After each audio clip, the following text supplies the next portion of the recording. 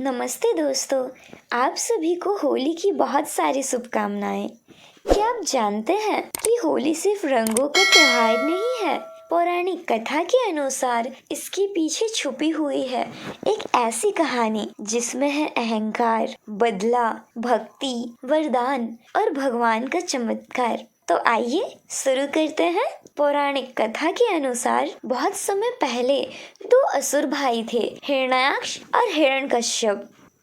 हिरण्याक्ष अत्यंत शक्तिशाली था। उसने वर्षों तक ब्रह्मदेव की तपस्या की, जिससे ब्रह्मदेव ने प्रसन्न होकर उसे वरदान दिया। उसने एक ऐसा वरदान मांगा जिसमें उसने हर मनुष्य, देवता, यक्ष, गंधर्व, पशु पक्षी, हर जीवों का नाम लिया, बस एक नाम को छोड़कर, वराह का, क्योंकि वह वराह को तुच्छ मानता था। ब्रह्मदेव से वरदान लेकर उसने सभी लोगों में आतंक मचा रखा था। उसने पृथ्वी को समुद्र में डुबा दिया था। तब भगवान श्री हरि नारायण ने वराह अवतार धारण किया। एक विशाल वराह के रूप में प्रकट होकर उन्होंने समुद्र के अंदर से पृथ्वी को अपने दांतों में उठाया और अपनी जगह में स्थापित किया और फिर भयंकर युद्ध में हिरण्याक्ष का वध कर दिया। यह देखकर उसका भाई हिरण्यकश्यप क्रोध से जल उठा। उसने प्रण लिया, मैं विष्णु से बदला लेकर रहूंगा। हिरण्यकश्यप ने कठोर तपस्या की। हजारों वर्षों तक उसने भोजन त्याग दिया। आखिरकार ब्रह्मा जी प्रकट हुए। हिरण्याक्ष बोला, मुझे ऐसा वरदान दीजिए कि मैं न दिन में मरूं, न रात में, न घर में और न बाहर में, न मनुष्य से, न पशु से, न अस्त्र से और न शस्त्र से। ब्रह्मा जी ने वरदान दे दिया। अब हिरण्यकश्यप अहंकारी हो गया। उसने घोषणा कर दी, अब इस संसार में केवल मेरी पूजा होगी। लेकिन उसके घर में जन्म हुआ एक दिव्य बालक, उसका पुत्र प्रहलाद। बालक प्रहलाद बचपन से ही नारायण नारायण जपते रहते थे।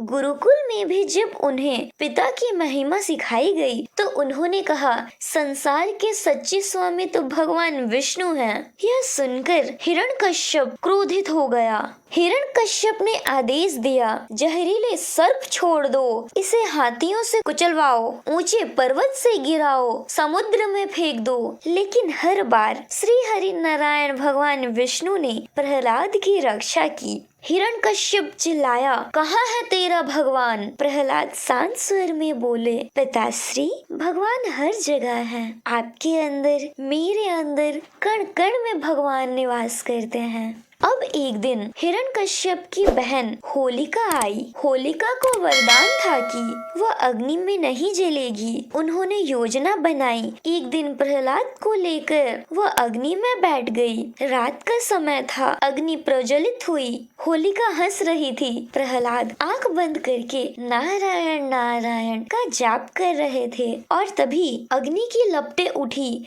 चमत्कार हुआ, होलिका जल गई और भक्त प्रहलाद सुरक्षित बाहर आ गया।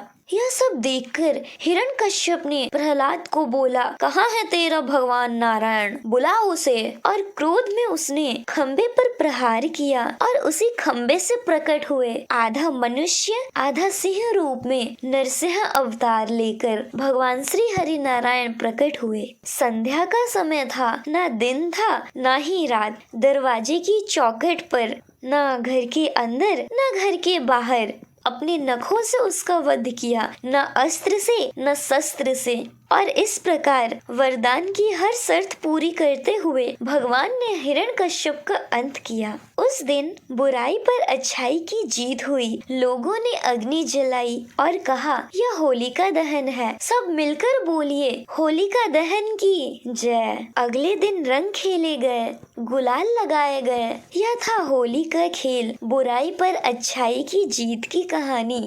रंगों का महत्व। रंग और गुलाल जीवन में उत्साह का प्रतीक है, भाईचारा बढ़ाते हैं, गिले शिकवे मिटाते हैं। हमारी भारत की प्रसिद्ध होली वृंदावन, ब्रज और बरसाना में मनाई जाती है। बरसाना की लठमार होली, ब्रज की फूलों वाली होली, उदयपुर की शाही होली। तो दोस्तों, यह थी होली की पूरी पौराणिक कथा। जिस दिन होलिका जली, जिस दिन भक्त प्रहलाद बचे, उस दिन से यह परंपरा शुरू हुई। आइए सब मिलकर बोले, बुराई पर अच्छाई की जीत हुई। होलिका दहन की जय। होली है। अगर आपको यह कहानी पसंद आई हो तो वीडियो को लाइक करें, शेयर करें और चैनल को सब्सक्राइब करना मत भूलिए। एक बार फिर आप सभी को होली की ढेर सारी शुभकामनाएं। धन्यवाद।